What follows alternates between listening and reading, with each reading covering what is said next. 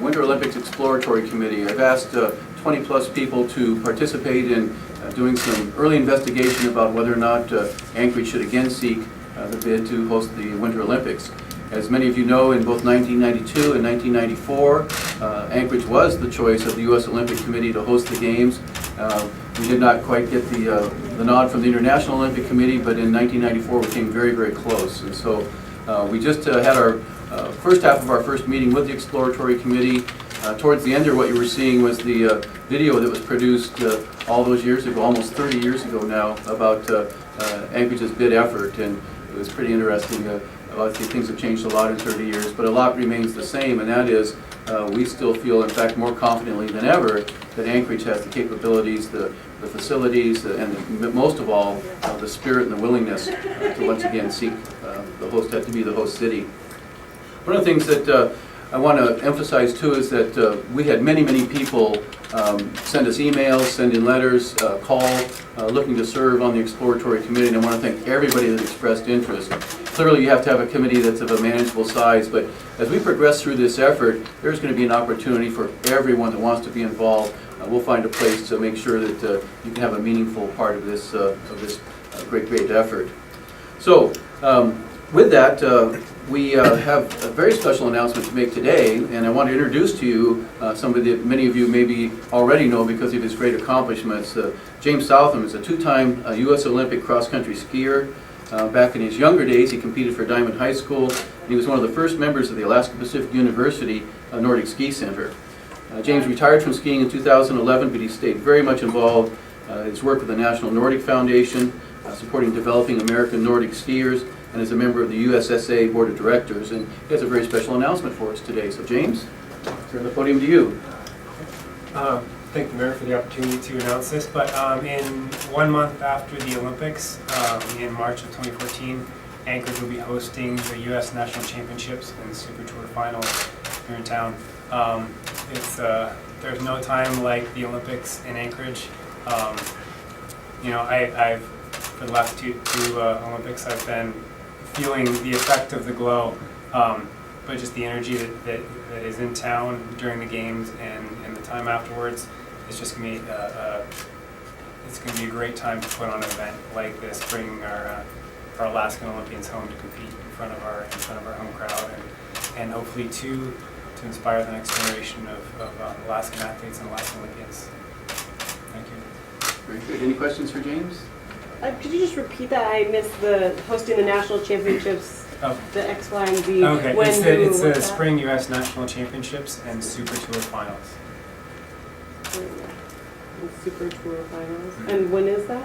March 22nd to 30th. What would it mean for you to see Alaska for Anchorage to get the Olympic bid?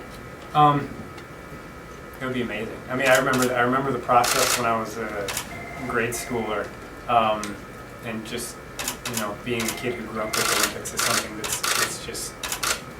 it's just so high up and seems so out of reach,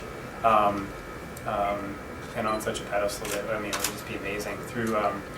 Through my ski racing career, I had the opportunity to spend a lot of time at Eagle Glacier, which is a training center that APU has up on above Girdwood, and there's a poster from the 92 or the 94 bid, and that it's got a really prominent place right above our meal table, and it's still definitely in the hearts and minds of a lot of people who've been through there, and I think pretty much every Alaskan Olympic skier is, in the relatively modern era, have been through that place.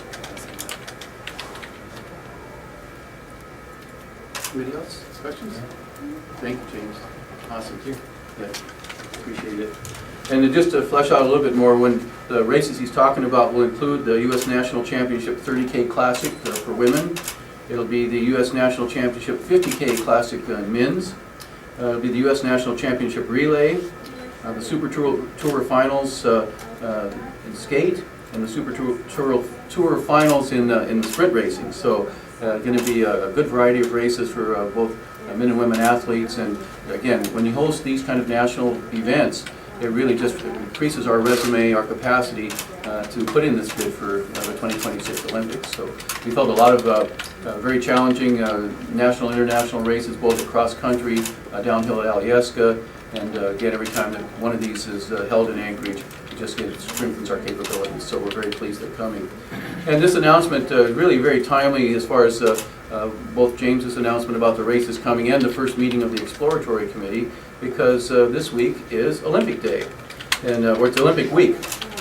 And there's an Olympic Day, which is the 23rd, and which was, of course, Sunday, and then the whole week is 2013 Olympic Week, and it runs from June 21st to June 30th. So we thought it'd be fitting to have our first Exploratory Committee meeting during Olympic Week, so that was great.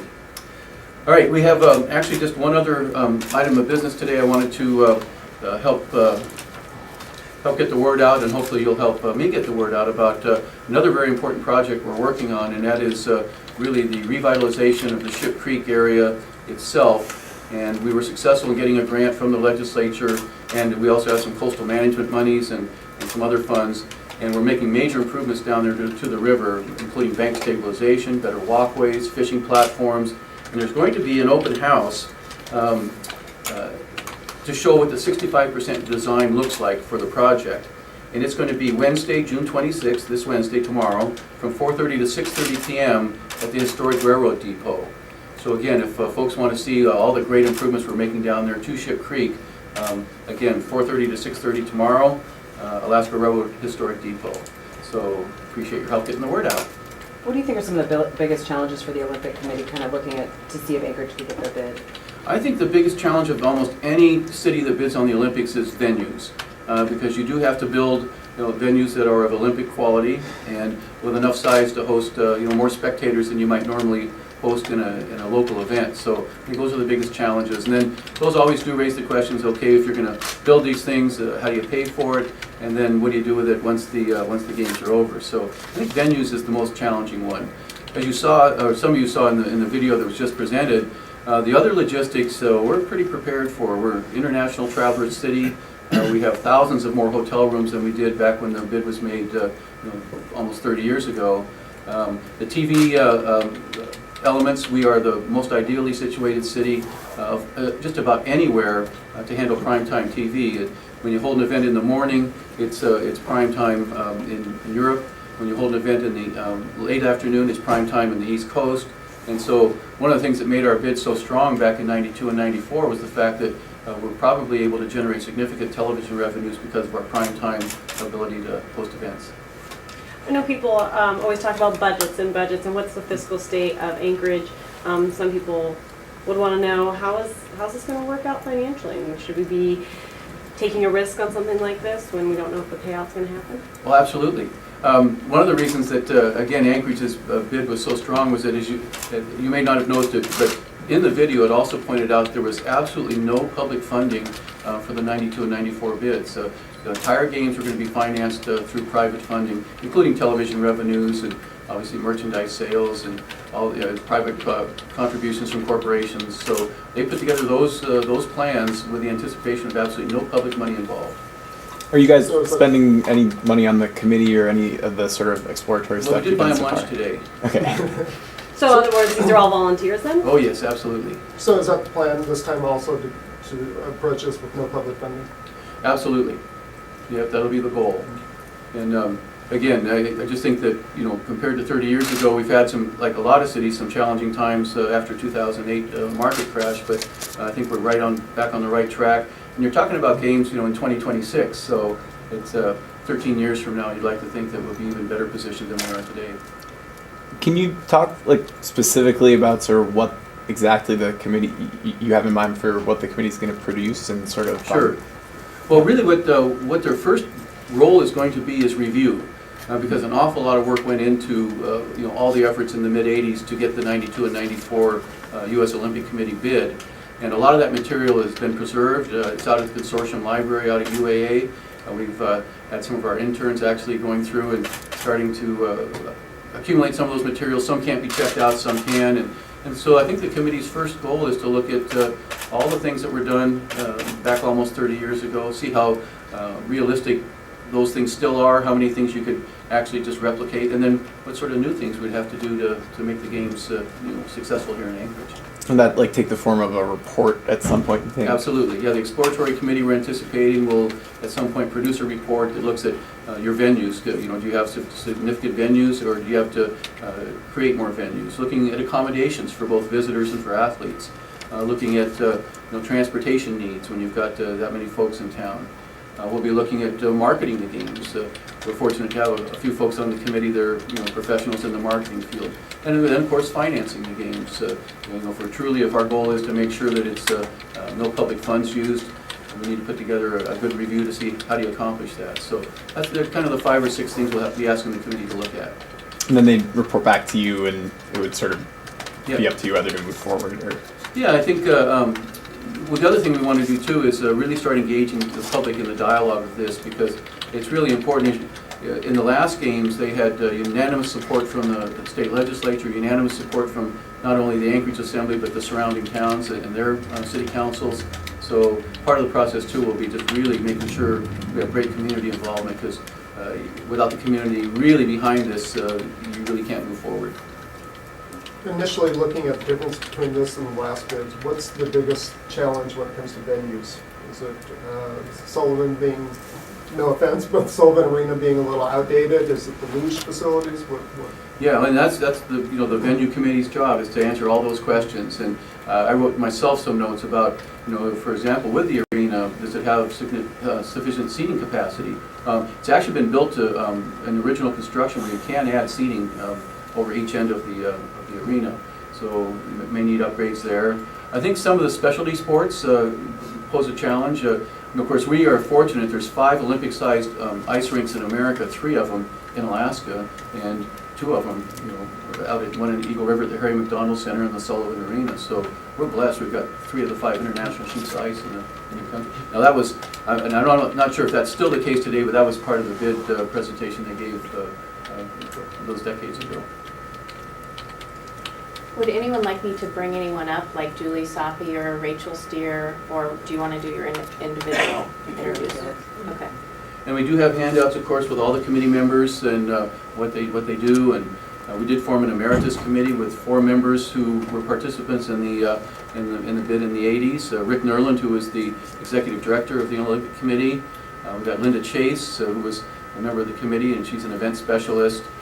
We've got Larry Baker, who's my special projects guy, senior advisor to the mayor, and who did I miss? Jim Rankert. He's not on the emeritus committee, but Chris Swalling. Chris was out of town today, so he was unable to join us, but he's very, very interested in serving in that capacity. So our goal was to, with the new members that we've appointed, to make sure that there's some of those good senior advisors that have been through this process. And the goal is to engage, some of the younger business leaders and other leaders in the community in this effort, because we really do have to pass the torch to that new generation of leadership.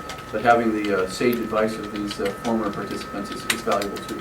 What's the time frame you're looking at? When do you want them to report back? When do you guys have to have your bid ready to go?